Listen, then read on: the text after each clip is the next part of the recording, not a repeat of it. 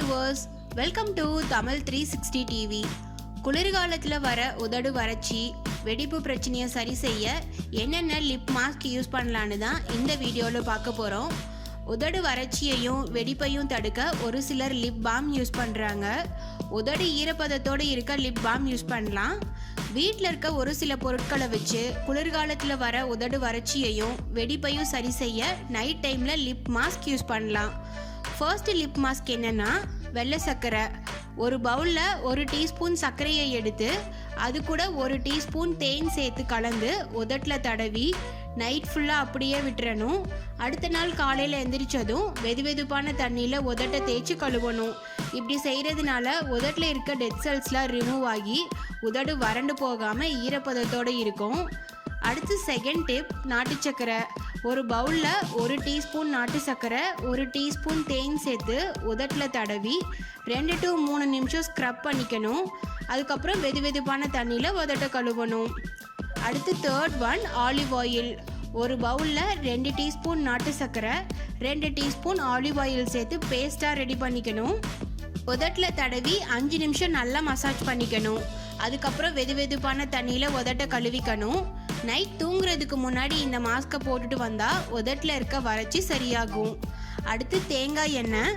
தேங்காய் எண்ணெயை உதட்டில் தடவிட்டு வந்தால் உதடு வறண்டு போகாமல் இருக்கும்.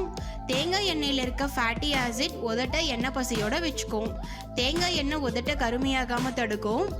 அடுத்து ஃபிஃப்த் ஒன் எலுமிச்சை. எலுமிச்சையை உதட்டுக்கு தடவிட்டு வந்தால் உதட்டில் இருக்க இறந்த செல்களை வெளியேற்றி உதடு வறண்டு போகாமல் இருக்கும். தினமும் 2 தடவை இதை செஞ்சுட்டு வந்தால் நல்ல ரிசல்ட் கிடைக்கும். அடுத்து நெய். நெய்யில் நிறைய நல்ல கொழுப்பு இருக்குது. நெய்யை உதட்டுக்கு அப்ளை பண்ணிட்டு வந்தால் உதடு வறண்டு போகாமல் தடுக்க முடியும். தினமும் நைட் தூங்க போகிறதுக்கு முன்னாடி நெய்யை உதட்டுக்கு அப்ளை பண்ணிட்டு வந்தால் உதட்டில் இருக்க இறந்த செல்களை வெளியேற்றி உதட்டை ஈரப்பதத்தோடு வச்சுக்க முடியும். பால் ஆடை, பசு நெய், வெண்ணெய் இதில் ஏதாவது ஒன்றை உதட்டுக்கு தடவிட்டு வந்தால் உதடு வறட்சி வெடிப்பு பிரச்சனை சரியாகும். நம்ம உடம்புக்கு தேவையான அளவு தண்ணி குடிச்சிட்டு வந்தால் உதடு வறண்டு போகாமல் ஷைனிங்காக இருக்கும். குளிர்காலத்தில் நம்மளுக்கு அதிகமாக தண்ணி தாகம் இருக்காது.